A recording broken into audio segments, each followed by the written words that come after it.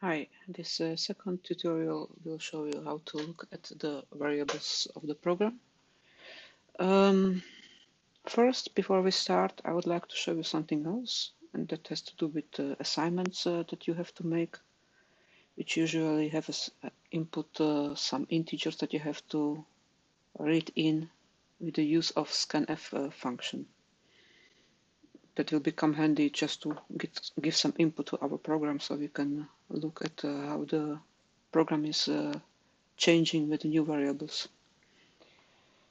So this is the program that I created. It's actually the same as we had in the first session. What we are going to do is now we have a little bit more. We are going to do also scanf.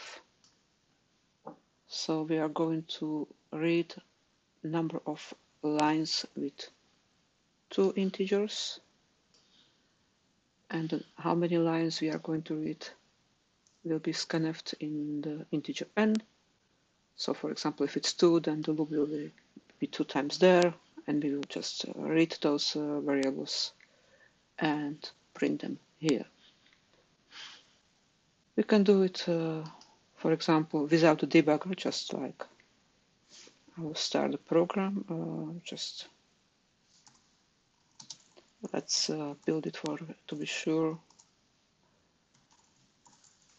Whoop. Okay, so I want to have, for example, 2 entries, so I'm going to enter the value for n, 2. Now my first entry will be here, scanf will be 1 and 2. It will print it. The second one will be 2 and 3. It prints it, and I'm finished with the program. Now we can of course do exactly the same in GDB.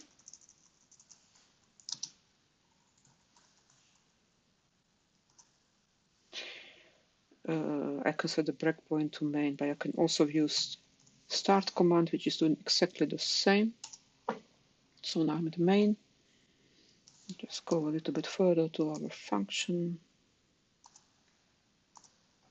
Okay, and this is the first scanf. So again, I just run the command. Now I say, for example, I want to have 3 entries. I'll go next, next. Now the first entry will be 1 and 3. Next. This is printed on the screen over here. For example, 2 and 4. Sorry, first next, next, 2 and 4. Next. I don't know, 7 and 6. I can do now just continue. And the program did the last print of 7 and 6, and it just ran. So it was the one way of giving the input to the GDB. But I think much handier is to use the file. So I created a file with 3 inputs here. Yes, I just called it input. It's here, you can see it here. So one way to use it is just to run a.out and give this file as input in the std_in, the standard input of C. And it's going to do exactly the same as I just did in the debugger, but I don't have to use the hands and type it all the time. And the way to do it in debugger, we are going to use command which is called set arguments, and I will just do these 2 arguments here, input, and I will run it. And you see it's exactly the same. So I just can't use GDB out and input. I have to really do it explicitly in the debugger itself to tell him those are the arguments. So arguments is smaller than input. Okay, so that's just to show you how to debug with input file. But now let's go to the debugger itself. So just to show you how the variables can be read. I will do start again. First thing I can do, I'm already now inside of the program. I can do, I think it's info locals. Okay, I can see the value of the local variables A and B. So the N is not there. By the way, don't look why is N global variable. It has no real sense. It's just to show you the working of the program. So these are the locals, A and B. And probably you already remember that you always have to initialize the variables. So now you can really see what's happening. If you don't initialize them in C, they will just get some random value. Okay. Now, I can also look inside of this variable. I can use print command for that. So I do print A, and it will give me the same result, or PA is the same, and it gives me the result. Okay, so let's go next. Now, I think it's interesting to go inside the functional. So if you remember from the first session, you use step to go inside. Okay. And again, you can look at the variables. Watch out, A is already address of an integer, so you can, that's very nice to see it in debugger. If you see a value like this, then it's most probably address value, so it will be a pointer. So if I want to look at inside, I just do print star A, so I can see the contents of this pointer, because here we used to address, and B is just B, nothing changes to that.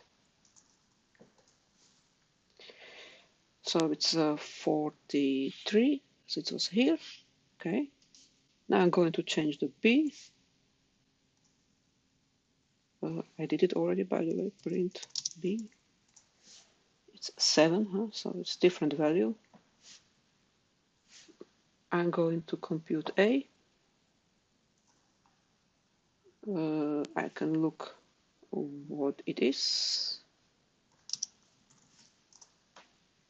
So 49. Then I go further. And I can check the variables again. So A should be changed. See, it's 49. But B should not be changed, because we passed it as a value and not as a pointer. So it should be 43 again, and not 7. So let's have a look. See, it's still 42 because it's the local variable of this function. And if I change it here, it has completely no effect on this function. And now let's have some.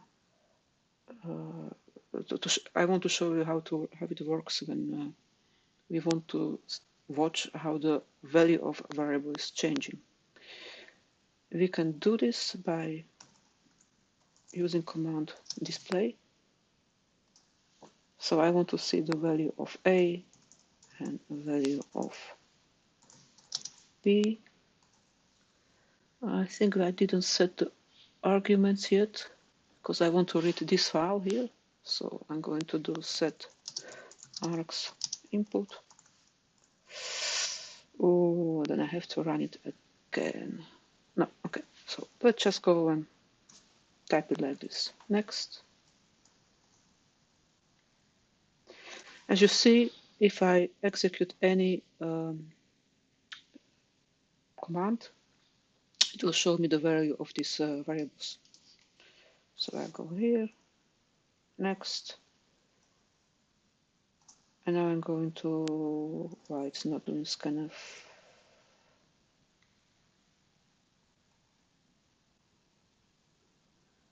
So I did put the file. So it takes 1 and 2. You can see it here.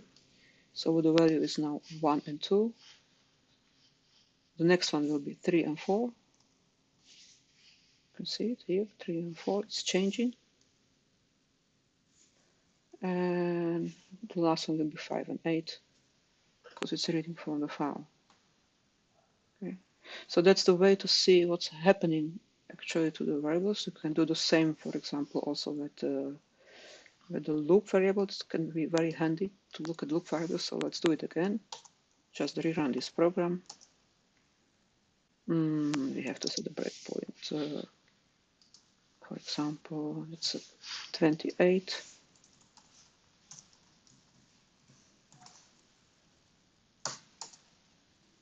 Okay, so now its value is still 4943. That's the one that we set here at the top. And now I want to look at display because I want to see the changes. If I do print, I only see the variable once. Okay, and it's also interesting. So you can see before we go to this loop, it's a really wild variable. Then I do next, and it becomes 0. A and B are still not changed, but the scanner is going to take the first line of this input. Yeah, and go further. I will become 1. We'll take the next line of the input, and so on. Okay. Maybe it's also interesting to show you that we can even change the value of the variables. So if I want, for example, A to be 21, I think it's like this.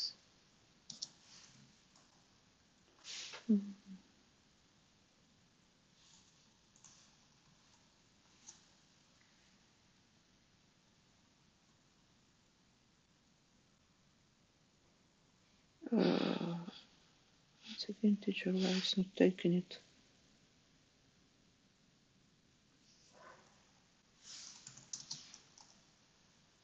It's setVar, sorry. SetVar A is 21, so I do now print of A, and it's changed. So actually it's, you can see, you can even, when you are debugging inside of the program, you can change the value of variable to change the execution of a program, just to see what's happening. It can be especially helpful if there is something completely wrong and you have a huge program and you don't want to debug again, then just change the value of the variable and you continue in debugging. So that was about how to look at the variables. There are two important commands. One is print. You can use p. With print command, you can just see the variable name. And the other one is display. Display, you have to type completely display. You can't abbreviate it.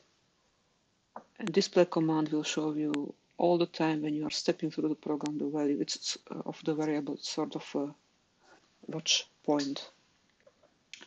So this was about how to look at the variables and how to use input file as input to GDB debugger.